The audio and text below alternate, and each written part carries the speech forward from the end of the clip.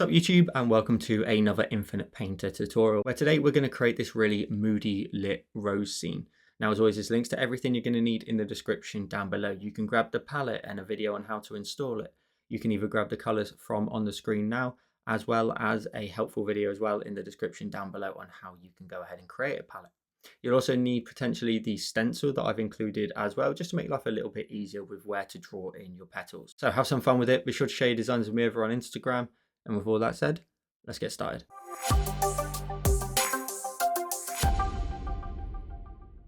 So once you've created your canvas, the first thing we'll do is add in the background color. And I always do it on an empty layer because of some of the export issues. So if we then go to our create options and we go to fill, and if we tap on this dot up here, we can change the color, and we're going to want to grab the palette for today's design. So the Jog Designs number 15, and we'll grab this color here in the top of our palette and tap in the middle of the screen. So it's going to be very close to the background color. Then what we're going to want to go ahead and do is add in the stencil. This is optional if you want to, but we're going to go up to our options, we're going to go to import, and we're going to grab from photos. Once you've found the photo and you've tapped on it, you're going to want to select the option here to add it in as a layer, and you'll see that drop into the middle of the screen. And I'll just tap on it and lower the opacity down because I don't need it to be that strong for the rest of the video, so down to 30 for me. And then we're going to go ahead and create a new layer. We're going to go to our colors. We're going to grab the second color in the palette. We're going to go to our brush library. We're going to go to the option of fills, and we're going to go to the solid fill brush.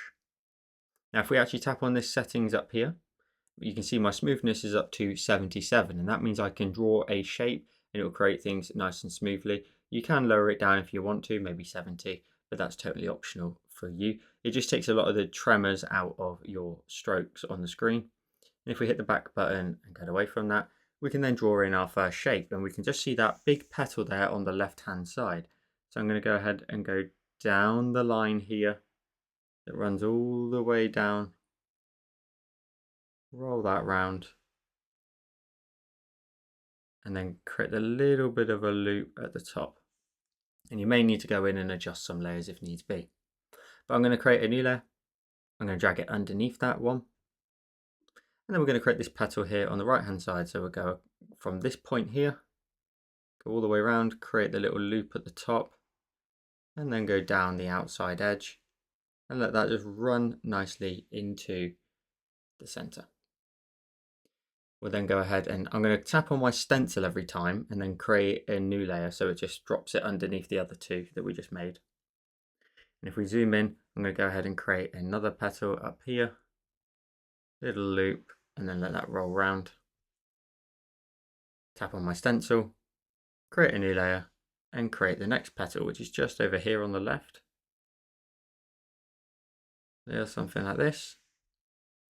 Tap on my stencil, create a new layer.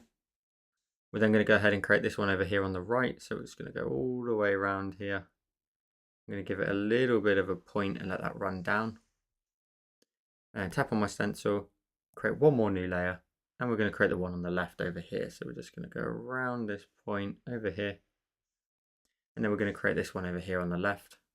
We're going to go up towards that point and let that roll around. So I've exaggerated a couple of those. And then I'm going to tap on my stencil once more and create another new layer. And if we zoom in, there's this little triangle here where this right petal, we want to sort of show it just sort of rolling round the back of our flower. So by drawing that in, we can create a lot more 3D effects. Now for a minute, we're going to go ahead and turn off every layer but the top petal here. I'm going to turn them off. And then we're going to tap on the top one and just lower its opacity down to about 50%. This is only a temporary thing because we've got one more layer to create. And if we're going to create it, we're going to create it right at the very top of our layers. And we're going to create the fold over of the petal here at the front. So we can go ahead and just sort of start down here, go all the way up. You can lean ever so slightly outwards of the main petal that we created. And you're going to start down here. You're going to want to just make your way outwards of the shape a tiny bit, nothing too sort of crazy, and then come back on yourself. Create the fold over of the petal and then let that run down and into here. So this is where the petal sort of rolls over towards us a little bit. And then we can go ahead and bring in all the other layers and tap on this main one over here and increase its opacity up to 100%. We've got one more layer to create, and that's going to be our 2 leaves. So we're going to go down to our stencil again, create a new layer. I'm going to go to my colors this time though and switch it to the 4th color in the palette and create another leaf over here. It's a little something like this. And I'll create another one over here. Now they don't need to be identical, they don't need to be evenly sized or leveled, because how this design is going to work as well is the lighting's coming from above. So this area here underneath the rose is going to be dark. It's just going to blend into the background color. So we're only really going to see the left and right edges of these leaves. Likewise, only the top edges really of our petals. So now we've got them added in, we can now go ahead and start to work on the shadowing. So I'm going to tap on the leaves while we're here and I'm going to alpha lock them. I'm going to go to my color and I'm going to grab the 1st color in the palette. I'm then going to go to my brush. I'm going to change it under legacy and I'm going to change it to the option of Banksy. Now this is the one we want. Now if you don't have Banksy potentially, you may want to find a similar one. It's just like a little bit of a splattery brush. And the size is going to fluctuate quite a bit. So at the minute it's set to, let's go about bit bigger than that, about sort of 200. And in the middle here, I'm just going to start to darken up the center. So I'm going to start quite lightly and just blend that out towards the left. And if you take a look at this sort of line here, that's where the light will start to reveal. But in the center here, it's going to get really dark. So we're just going to start to blend that out a little bit. Now, if you don't have pressure sensitivity, you may have to lower your opacity to build up the texture there. Then I'm going to reduce the brush size quite small. We're going to drag it down so you can tap on the brush size here. Rather than tap on it and use this scale, you can actually drag it down and you get this big pop-up on the screen. And I've gone down to about sort of 10 pixels and I'm just going to draw in a line that just runs down the sort of spine of our leaf here. So just drawing that in and making that a bit more solid as I go. I'll do the same over here on the right. So we'll just create a spine. A little something like this. And then we're going to go ahead and increase the brush size up a little bit bigger, up to maybe a bit bigger than that again, maybe about sort of 70 point.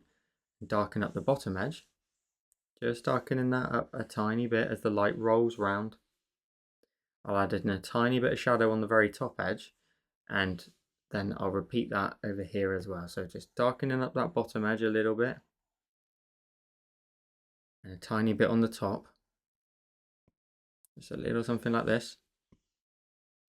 And I'm going to reduce my brush size down again a little bit, down to 36, and just sort of darken up the underside of that spine just a little bit like this, and you may have to follow that all the way down into your shadows. I'll do the same over here, so just the underside over here, and just darken that up like that. Then while we're here, we need to really now ramp up the shadows, so I'm going to go ahead and increase the size up again up to about sort of 90 point, if not bigger.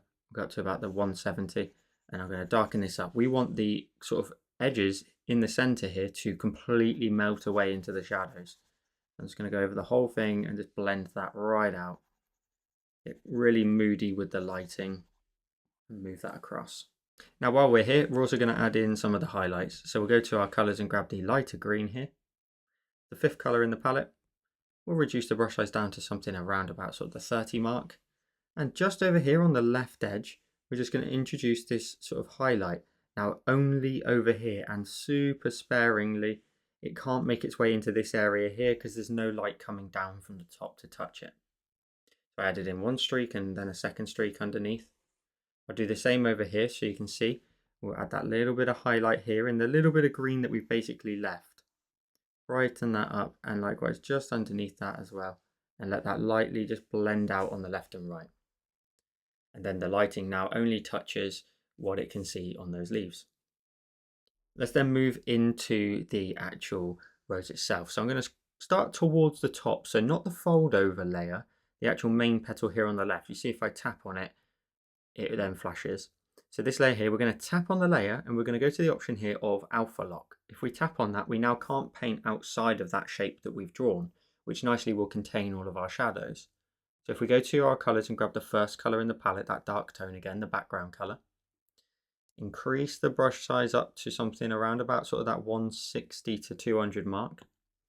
And the first thing we'll do is just do a light stroke in the middle. You'll reveal that fall over, so that top layer, the sort of fall over of the petal.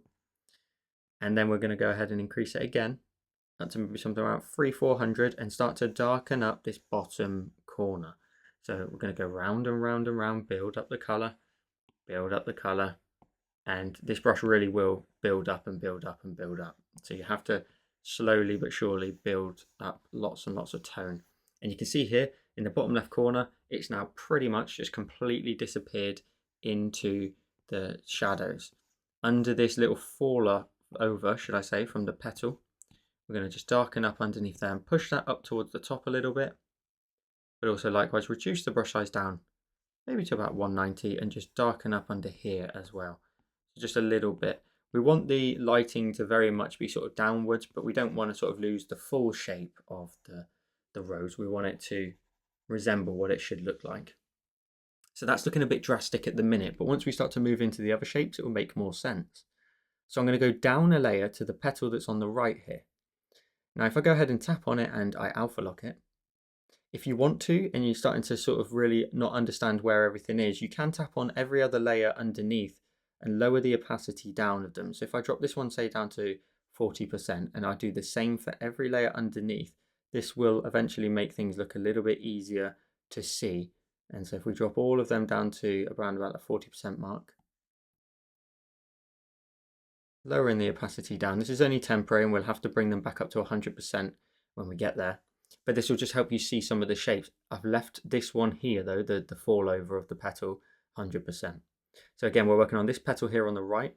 And then what we can do is we can darken up the bottom edge again. Bottom corner here is going to be quite dark.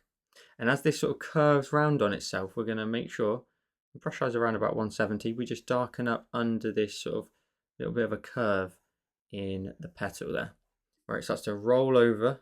It's going to cast a shadow on itself, and we'll darken up down here. We'll really darken this up, save ourselves a job later on, but we can always come back to it. I'm also, while we're at this stage, just going to turn off my stencil because I don't need it anymore. So I've darkened this up. It then runs round over to here. What we will do is also reduce the brush size down to about 89%, and where we've got this sort of fall over of this petal, we're just going to introduce a bit of a shadow just in here, just so we can kind of separate them from one another. Just layering this on a few times, letting go every time, just trying to darken that shadow up into there.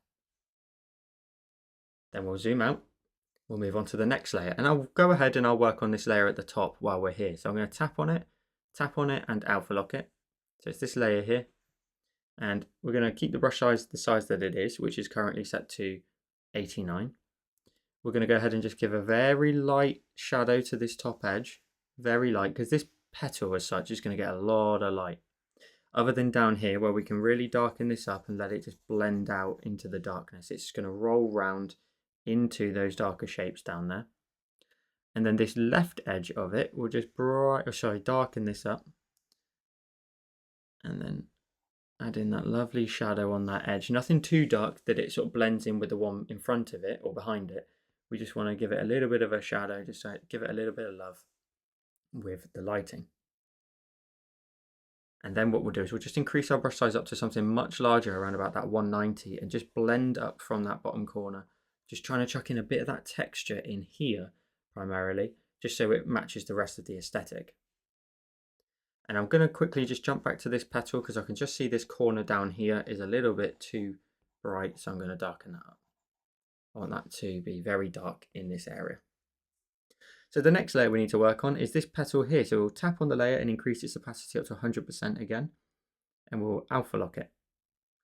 And then we can go ahead, probably with a much more sort of smaller brush size, around about maybe the 130-40 mark. And we'll start just down here and we'll just add in a shadow, blend that up lightly, but darken it up just in the point there. Again, we can come back to it if need to be, but I'll just sort of push that up a tiny bit. The next layer is this petal here, so we'll tap on it and increase the opacity back up to 100. We'll tap on it and we will alpha lock it. We'll introduce a shadow towards the bottom again, and just sort of push that up towards the top edges a little bit. Nice and simple. The next one is this big one here at the back. We'll tap on it, increase the opacity, alpha lock it, and again just sort of blend up a shadow. And this will also help the petal in front of it stand out a little bit more, because you'll introduce that shadow and then this shape here comes to life a little bit more. And then we'll go to the one at the very back, tap on it, increase the opacity up to 100%, and tap on it and alpha lock it. We'll introduce that shadow from the bottom, and in a similar fashion to the one we just did, it will reveal the petal in front of it, just a bit of a shadow like so. And then we've got that one at the very back, that tiny little triangle we made. If we tap on it and we alpha lock it, zoom in a little bit and maybe even reduce the brush size down to something a bit more manageable, about 50. We'll just darken up in this edge here, and you can kind of see then that kind of effect that we were trying to pull off, where the petal just nicely rolls round the rest of them towards the back. So we've already got quite a moody scene, but if we add some more lighting to this, this will come to life a bit more. So if we start at the very top of our layers again, the layer will already be alpha locked.